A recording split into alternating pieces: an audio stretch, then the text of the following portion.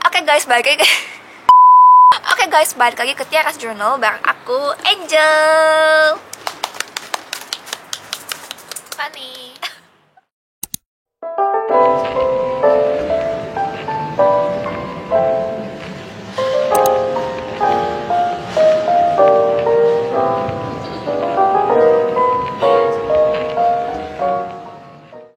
Oke, jadi hari ini aku mau jelasin gimana sih caranya buat dapet kos-kosan atau sewa apartemen di Korea. Jadi sebenarnya ada beberapa cara. Aku mau jelasin satu persatu ya.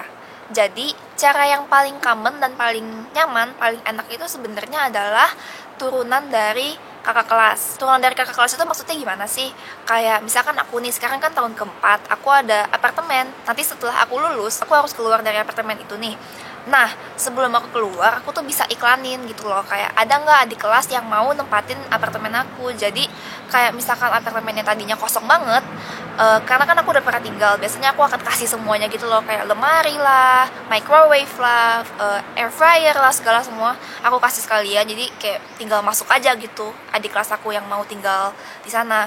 Pertama sih kayak gitu. Itu juga udah ada beberapa case yang ambil kayak gitu, dan menurut aku personally itu tuh bener-bener enak banget loh. Dan juga kan kakak kelas kalian udah tahu infonya kan, kayak iya ini pemilik gedungnya baik, bersih, tetangganya kayak gimana, lingkungan tinggalnya kayak gimana, itu semuanya kakak kelas kalian kan udah tahu. Jadi itu aku rekomendasiin banget. Lalu kedua, yaitu cari ke Budongsan. Budongsan di sekitar sekolah. Budongsan atau bahasa Jepangnya Fudosan, atau bahasa Indonesianya adalah jadi belajar bahasa atau bahasa Indonesianya itu kayak agen properti gitu. Jadi di sekitar sekolah ini banyak banget budongsan, kalian itu bisa lihat. Nah, biasanya tuh di jendela-jendela depan itu mereka suka tempel-tempelin kayak apa ya? Rumah di sini luasnya segini, deposit berapa, per bulannya berapa. Sama aja kayak agen properti di Indonesia. Iya, kayak agen properti di Indonesia gitu loh. Dan abis itu kalian bisa masuk ke budongsan, masuk terus tanya-tanya gitu, kayak konsultasi sama orangnya, bilang kalian ini ada budgetnya segini nih, terus kalian maunya rumah kayak gimana, di daerah apa, nanti mereka yang bantuin cariin. Nah, di hari itu juga kita akan dibawa keliling buat lihat-lihat kamar gitu loh. Nanti kalau ada yang kalian cocok, baru deh kalian bikin kontrak. Nah, tapi kalau kita pakai budongsan ini kan mereka kan agent ya, jadi tetap aja ada kayak biaya fee-nya gitu buat mereka. Biasanya dihitungnya berapa persen, aku lupa dari berapa persen dari total deposit atau apa ya, ada fee-nya lah pokoknya. Biasanya kisarannya 100 sampai 200 ribu. Sebenarnya ini ada hitungannya berapa persen dari per bulan, dari biaya per bulan atau dari biaya deposit, aku lupa, tapi sayangnya itu. Nah, kalau tadi yang pertama, cara pertama yang turunan dari kakak kelas itu, enaknya lagi adalah kita nggak perlu bayar fee. Kan fee-nya itu kan lumayan kan, kalau misalnya kita keluarin 200 ribu won itu kayak udah 2,6 juta rupiah cuma buat fee-nya aja gitu. Lalu yang ketiga, ada juga cara kayak di Korea itu kan ada yang namanya Naver. Naver itu jadi kayak Google-nya orang Korea gitu loh. Jadi caranya itu tuh kita cari, misalkan kita udah tahu nih, atau enggak kayak misalkan cari nama university kamu, Kyongsongdae, kayak aku kan Kyungsung University Area, Officetel atau One Room gitu. Nanti biasanya keluar kayak ada account-account yang memang dari Budongsan. Sebenarnya mereka juga base-nya Budongsan sih, cuma yang mereka memperluas koneksi mereka supaya bisa dicari di Naver gitu loh. Jadi orang-orang juga bisa menemukan mereka di Naver. Jadi mereka upload ke blog, ini namanya Naver Blog, dan kamu bisa lihat deskripsinya apa aja Kalian. Iya, jadi kayak kalau misalkan udah ada yang cocok, misalkan kalian ketemu nih satu nih, udah lihat-lihat harganya cocok, daerahnya juga cocok, aku saranin banget buat langsung telepon aja ke orangnya atau kontak lewat KakaoTalk atau lewat SMS gitu. Nanti mereka akan kayak langsung mau nggak lihat langsung rumahnya, atau mereka juga bisa kayak bilang, oh sayang banget, kamera yang ini udah nggak ada nih kamera yang lain yang sejenis, bla bla bla bla. Mereka akan saranin kayak begituan juga. Dan nanti akhir-akhirannya juga kalian akan tetap dibawa ke budongsan mereka sih, kayak kantornya mereka gitu, karena emang kan base-nya itu memang sebenarnya budongsan. Cuman yang aku sebenarnya agak harus hati-hati dari ini adalah bisa jadi ini tuh kayak tipu-tipu gitu loh, ngerti gak sih? Jadi semua fotonya itu palsu, dan nanti kalian bisa tiba-tiba disuruh tanda tangan kontrak, tapi padahal semuanya palsu dan kamu udah kasih duitnya, nanti mereka menghilang gitu. Adalah case-case kayak gitu, kalian memang harus ekstra hati-hati aja. Dan aku saranin kalau kalian Lu burungnya berisik kali. Aku saranin kalau kalian ketemu rumah dari kayak website kayak gitu, lebih baik pas pertama kali diajak lihat-lihat kamar itu ajak teman kalian biar lebih aman aja gitu. Nah, setelah itu ada juga yang pakai aplikasi kayak aplikasi Jikbang, Dabang gitu. Aku juga dulu pas masih tahun pertama, aku coba nyari-nyari pakai Jikbang sama Dabang, tapi setelah aku udah punya experience di situ, aku sama sekali nggak akan nyaranin pakai aplikasi kayak gitu karena mostly bener-bener dalam aplikasi itu semuanya tuh Howi Memul. Howi Memul itu artinya adalah palsu. Jadi mereka ambil foto dari Airbnb lah, foto kamar orang lain lah. Begitu aku bener-bener, misalnya aku ketemu nih kamarnya bagus, tapi dia harganya tuh nggak masuk akal gitu loh, kayak deposit 3 juta tapi per bulannya cuma 150.000 misalkan, tapi itu bagus banget. Jadi pas aku kontak mereka bawa aku tuh ke kamar yang bener-bener jelek banget, yang sempit lah, yang nggak ada liftnya lah, pokoknya kayak jelek banget, kayak bener-bener beda banget. Jadi aku nggak akan saranin buat pakai aplikasi itu, gitu aja sih. Ya, kira-kira sebenarnya kayak begitu. Aku udah pindah rumah 2 kali nih di Korea. Aku pertama di dorm, habis itu aku pindah rumah sekali. Yang sekali ini aku tuh ke Budongsan langsung. Dan aku tanya-tanya langsung, dan ini aku dapat kamar lumayan oke, padahal udah bukan periodnya orang-orang buat masuk ke buat pindahan rumah. Jadi sebenarnya stok rumahnya udah dikit banget gitu loh. Nah, yang kedua ini kan aku sekarang pindah ke office style. Dulu itu aku di one room. Sekarang aku pindah ke office style. Aku tuh dapatnya dari yang cari di Naver. Jadi aku iseng-iseng karena kan aku udah tahu nih gedung yang aku mau tinggalin tuh namanya gedung apa. Jadi aku langsung cari apa building Gyeongsong Daehakyo gitu. Dulu kan karena Airbnb gitu. Iya, jadi aku dulu pernah nginep di Busan di Airbnb sambil nungguin aku pindah rumah yang pertama kali ini, dan Airbnb-nya itu tuh di gedung ini. Jadi aku kayak langsung suka banget gitu loh, kayak dia tuh gedungnya baru banget, yang di sini tuh lebih deket banget ke gedung aku, kayak bener-bener dari samping tuh tinggal naik doang ke gedung aku. Kan gedung aku juga di sampingnya Gyeongsong kan, bukan di atasnya.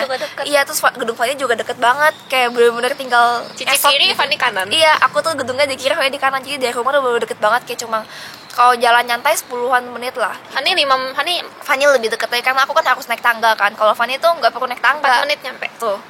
Jadi aku tuh cari apa building Gyeongsong Daehakyo, terus aku cari-cari, terus ketemu, terus aku coba kontak dan ternyata oke banget. Aku dapet tipe office style yang studio gitu. Yang paling gede ukurannya di gedung aku. Jadi kan gedung aku itu ada office style, ada 2 room sama 3 room. 2 room itu jadi kayak ada kamar 1, kalau 3 room itu kamarnya 2 gitu. 2 roomnya kenapa kamar 1 tapi 2 room? Oh iya, room? kenapa 2 room itu kamarnya cuma 1? Karena dihitungnya tuh 1 living room, 1 bedroom gitu loh. Kalau 3 room juga berarti gitu ya, 1 living room, 2 bedroom, jadi kan 3 gitu. Manjok합니다. Oke, jadi begitu. Cara yang paling aku saranin adalah langsung ke Budongsannya, karena kalian kan juga bisa langsung ngasih tahu loh kamu preference-nya kayak gimana, budget kamu berapa, ingin maunya cari yang ngadep kemana, yang banyak jendela atau yang kayak gimana, yang terang atau gimana, yang dapurnya kayak gimana. Kalian bisa ngomong langsung ke Budongsannya, nanti Budongsannya akan cariin gitu sih. Terus juga kan banyak banget iklan-iklan di tiang listrik yang nggak tahu itu asalnya dari mana. Biasanya murah banget. Iya, tapi kayak banyak, pokoknya jangan percaya iklan-iklan yang pasang kayak one room tapi murah banget harganya. Oke? Karena biasanya itu nggak oke. Entah itu haunted lah, entah itu apa, entah itu palsu lah, jangan macem-macem pokoknya. Kalau gambarnya sama haunted, kalau misalnya beda ya karena emang jelek. Iya, pokoknya jadi kalian paling aman langsung ke agentnya aja, oke? Terus kalau soal harga di sini tuh biasanya pertama ada yang namanya deposit, kedua kita itu bisa bayar per bulan atau Jonse itu jadi kayak langsung gitu. Tapi sebelakangan ini Jonse nggak gitu. Tapi belakangan ini Jonse itu udah nggak gitu banyak. Jonse itu jadi maksudnya tuh kita pas kontrak langsung semua duitnya dikasih. Jadi kita misalnya kontrak 1 tahun, nanti setelah 1 tahun keluar semua duitnya kita terima balik lagi. Itu enak gak sih? Jadi kayak kita per bulan tinggal bayar gas sama listrik sama air gitu-gitu doang. Tapi sekarang Jonse itu udah nggak gitu banyak. Aku bayarnya yang Wolse itu adalah per bulan. Jadi per bulan kita bayar, terus kita juga harus bayar deposit. Sebenarnya enaknya Jonse adalah kan kayak duitnya anyway kita balik lagi semua kan. Cuma harganya itu gila-gilaan, kayak bisa sampai berapa ratus juta ya. Ya pokoknya mahal banget lah. Mahal banget pokoknya. Pokoknya mahal, kayak buat dikeluarin sekaligus itu kayaknya nggak mampu gitu loh, kan ada kebutuhan lain juga, ada ini ada itu gitu. Jadi kalau aku itu walls ya, kita harus bayar deposit ini tuh. Nah, deposit ini tuh kayak macam-macam, ada juga yang 1 juta, 2 juta, 2,5 juta, 3 juta, 3,5, 4 juta, 5 juta, 10 juta. Sebutin semua. Nah, walls-nya biaya per bulannya ini tuh juga macam-macam. Ada yang 100.000, 150, 200, 300, 350, 400, 450, 500, 600 gitu kan. Bingung. Pokoknya range-nya begitu. Nah, deposit sama walls ini tuh tergantung dengan jenis kamar kalian, lokasi kamar kalian, di rumah kalian, di gedung rumah kalian ini ada lift atau enggak, kalian tinggalnya di lantai berapa, fasilitasnya kayak apa, begitu semuanya tergantung. Dan deposit ini wajib dibayar. Jadi deposit ini tuh gunanya kalau misalkan pas kita selama tinggal di sana ada kerusakan, mereka akan pakai duit deposit untuk benerin gitu. Jadi tapi kalau misalkan kalian nggak kenapa-napa, ya sebenarnya deposit kalian nggak akan berkurang gitu sih.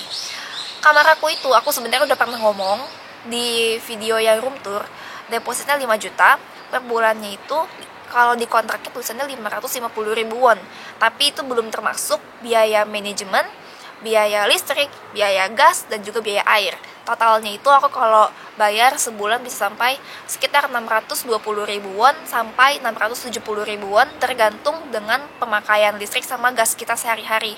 Biasanya boros tuh Fanny. Jadi aku mau kasih tahu lagi koneksi dari deposit sama per bulan wholesale-nya ini nih. Kalau depositnya kita misalkan nih ada yang nawarin depositnya 1 juta tapi wholesale-nya ini 400 ribu gitu, oke?